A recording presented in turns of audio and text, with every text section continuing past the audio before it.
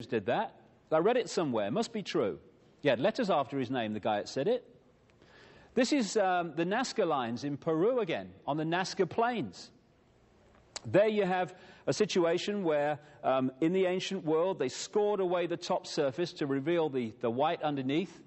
And amazing depictions of birds, insects and animals were created in this way. And some of them were only discovered in terms of what they were when we rediscovered, and I emphasize the rediscovered out of fly in this century. Because some of these things can only be seen from 1,000 feet, apparently. So there's a bird and his spider. Again, the Nazca lines. How did they do that, these primitive people all over the world? Because they were not primitive. In the sense that there was a group within ancient society that had amazingly advanced knowledge. And that's the knowledge that's been hoarded and passed over to the few into the modern world that is still used to control us and always has been used to control us. And it's amazing. People talk about prophecy. Well, here's a confirmation that prophecy is absolutely fact and not some myth. On an ancient hillside, or not an ancient hillside, but a hillside with an ancient depiction of something on it in Devon, in England, here's an incredible prophecy of thousands of years later, the arrival on Earth of Bill Clinton. Bill comes into this in many ways. Sorry, my eyes are watering. It's all right.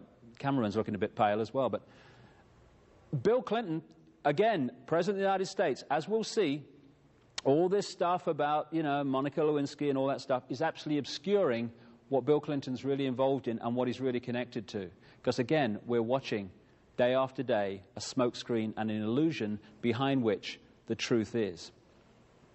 So, in the ancient world, there were people with fantastic knowledge.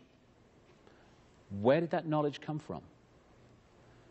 I put this picture up just to emphasize the nonsense of how the idea that extraterrestrial life doesn't exist, how ridiculous it is. There are billions of stars in this universe. It's apparently estimated, I was reading, 1 billion in this galaxy. How many galaxies in the universe? That's just the physical universe. What about all the other parallel universes? What we call creation is alive with life. And yet it's become a situation where you're ridiculed if you talk about extraterrestrial life over the years. You get people saying, hey, he thinks there's other life in the universe more intelligent than me, And you think, darling, I've seen a cup of coffee more intelligent than you. But the point being that to say that in this amazing mass of life in this galaxy alone, that life as we know it has only evolved on this one tiny little planet in this one solar system, that's credible. Oh, yeah, scientists say that. And yet to say there must be life elsewhere on the law of averages alone is to be always a bit strange. He believes in extraterrestrials. But when you look dispassionately at the evidence, and that's the point, if you come into this stuff with a belief to defend, might as well go and watch The Price is Right, because the belief will defend itself. If we let the information lead us rather than the preconceived idea, it takes us into some very interesting areas. First of all, when you look at ancient texts and traditions all over the world, literally all over the world, you find very clear descriptions of an advanced race or races that we would call extraterrestrial, not of this planet, that came to this planet and brought this advanced knowledge a long, long time ago. Some of the most famous examples of this are what have become known as the Sumerian texts or tablets. They were found in what we now call Iraq in the last century, about 1850. There's thousands of them. And they've been translated by a number of people, most famously a guy called Zecharia Sitchin. People think he's the only one that's done it because of the publicity and stuff that he's got in his books, but many other people have done it, and actually have come to a slightly different interpretation than him. But the common theme of all of them is this, that a group which the Sumerian tablets, which were buried around 2000 BC, something like that. They talk about this group they call the Anunnaki in Sumerian, those who from heaven to earth came, which is the basic translation, but those who came from the high place and down to the earth overall is the feel of it. The Anunnaki.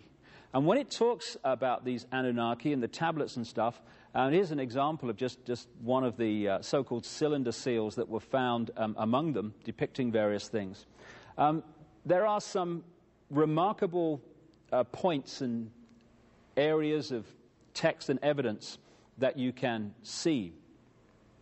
First of all, there is remarkable knowledge in these texts of planetary, solar system, universal astronomical knowledge that has only been confirmed in this century and sometimes even more recently. In the text, for instance, they describe what Uranus and Neptune look like in a way that's only been confirmed in literally the last few years. They depict the solar system with planets that have only been found in the last century and the 20th century. How did they do that?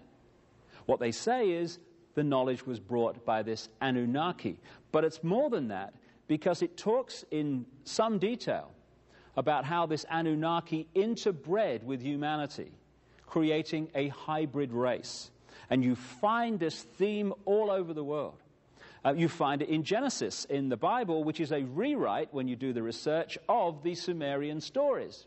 So we get the theme of the sons of God, who interbred with the daughters of men. But when you take that back to the Hebrew, just one step, you find that phrase, sons of God interbred with the daughters of men, actually says sons of the gods interbred with the daughters of men. And every time in the Old Testament you see the word God, it's translated from a word meaning gods.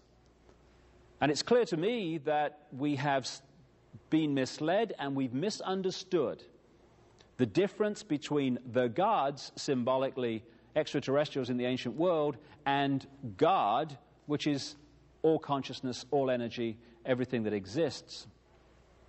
So these Sumerian tablets very much confirm this ancient race. Now, again, when you look at other cultures, you find the same stories in the ancient Hindu cultures, the Veda.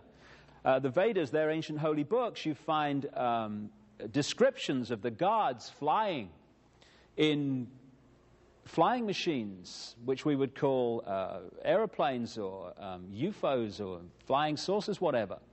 And when you take the common theme around the world, it's very clear that in the ancient world was a race or races of very, very high technological knowledge. And this was the knowledge that built the pyramids. This was the knowledge that built all those ancient structures which conventional history and archaeology simply cannot explain. Now, this area here of what we call the asteroid belt would seem to be very, very significant. If you take Zecharia Sitchin's translation of the Sumerian tablets, the detail of which I have a problem with, I must say, here and there, they talk about, according to his translation, that a planet called Nibiru, the planet of the crossing in his translation of the Sumerian, came into this solar system a vast, vast amount of time ago. And one of its moons collided with a planet that was between Jupiter and Mars, and that created the asteroid belt, which just happens to be between Jupiter and Mars. That's one interpretation of what happened, but there are others, and I've come across a scientist, a friend in America, who's been researching all this for 30 years, and he is convinced from a large amount of different evidence